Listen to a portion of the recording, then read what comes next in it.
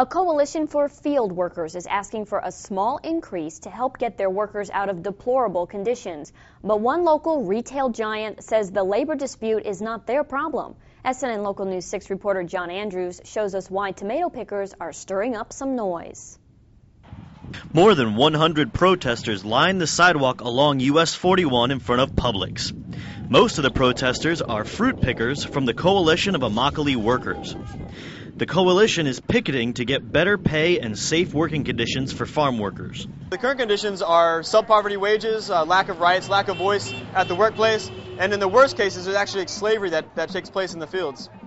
Yes, slavery. In the worst of these conditions, some of the workers have been held against their will and forced to work.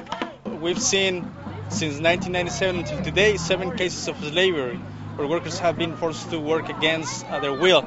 In some cases under threat of death, under physical violence, and with the use of guns.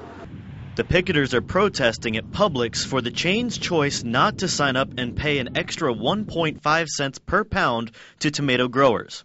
According to the agreement, the extra cent would go directly to the fruit pickers. Workers are paid by the bucket, not by the hour, and so in order to make the equivalent of minimum wage for a typical 10-hour day, a worker must pick over 2.5 tons of tomatoes just to make the equivalent of minimum wage.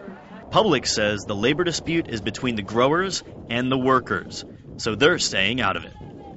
It's a labor dispute that doesn't involve Publix. With over 35,000 different products in our stores, unfortunately, we cannot get in the middle of labor disputes between suppliers and workers, but we have urged both parties to come to the table and meet together to find that immediate resolution. The protesters don't agree, and other corporations are signing on. This is something that McDonald's, Burger King, Subway, Whole Foods has done, and yet Publix has been totally unwilling to do so. The protesters picketed outside Publix for about 2 hours.